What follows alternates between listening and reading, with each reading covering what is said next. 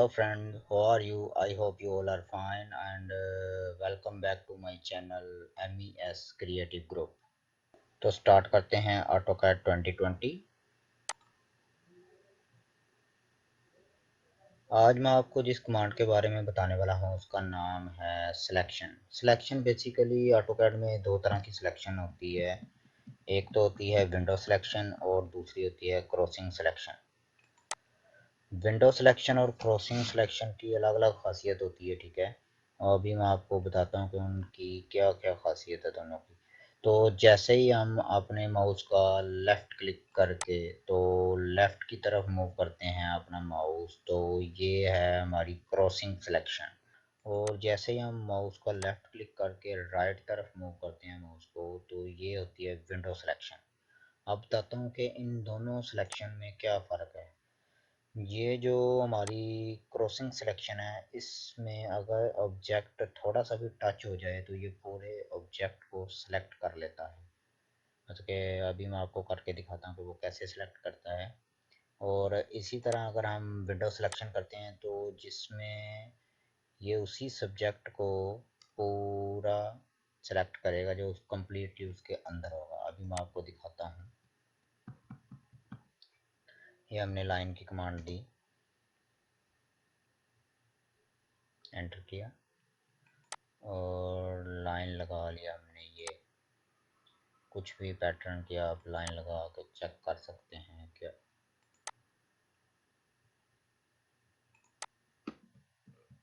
ये देखें, अभी मैं आपको दिखाता हूँ। जैसे हम क्रॉसिंग सिलेक्शन सेट की तो जिस ऑब्जेक्ट को उसने टच किया, देखें अभी तो पूरा भी नहीं मतलब कि हो रहा, जस्ट टच हो रहा, तो वो पूरे का पूरा सिलेक्ट कर रही है उसने। तो ये होती है हमारी क्रॉसिंग सिलेक्शन। देखेंगे अभी नीचे वाले को जस्ट थोड़ा सा टच करता है तो वो सिलेक्ट कर लेता है पूरे को, पूरे सब्जेक्ट को, ठीक है। तो क्रॉसिंग सिलेक्शन जो होती है मतलब कि जस्ट टच करने से पूरा सब्जेक्ट जो होता है हमारा सिलेक्ट कर लेता है। और इसी तरह अगर विंडो सिलेक्शन होगी तो विंडो सिलेक्शन में आप देखेंगे कि टच तो हो चुका है पर सिलेक्ट नहीं हुआ। जो सब्जेक्ट उसमें पूरा कंप्लीटली आएगा सिर्फ वही सिलेक्ट होगा। देखें जो नीचे वाली दो लाइनें पूरी आई थी वो सिलेक्ट हो चुकी हैं, और जो ऊपर वाली लाइंस हैं वो कंप्लीट नहीं थी, ऊपर थोड़ी सी रहता था हिस्सा जिसकी वजह से वो सिलेक्शन नहीं हो सकी उसकी। तो बेसिकली इन दोनों का फ़ायदा ये है कि अगर हमारी कोई लाइन ओवरलैप हो रही है, फ़र्ज़ करें अभी मैं आपको बताता हूँ कि हमारी लाइन जो है इसके ऊपर ओवरलैप हो रही है यहाँ तक, इधर तक। तो अगर तो हम सेलेक्ट करते हैं क्रॉसिंग सिलेक्शन, तो ये तो कंप्लीट का कंप्लीट सब्जेक्ट ही हमारा सिलेक्ट कर लेगा, जो हमें पता नहीं चलेगा कि कौन सी लाइन हमने रिमूव करनी है कौन सी नहीं करनी। इसी तरह हम ये कमांड इस जगह पे यूज़ नहीं करेंगे अपनी ओवरलैप को ख़त्म करने के लिए। तो जैसे ही हम विंडो सिलेक्शन करेंगे तो ओवरलैप में जो कंप्लीट आएगा ना वो सिलेक्ट हो जाएगा। ये देखें, हमने ये सिलेक्ट करना है कि जो हमारा ओवरलैप होगा। ये देखें इधर तक हमारा कंप्लीट एक हो गया, ये डिलीट किया। इसी तरह हमारा जो नीचे वाला वो कंप्लीट हो गया तो हमने ये डिलीट किया।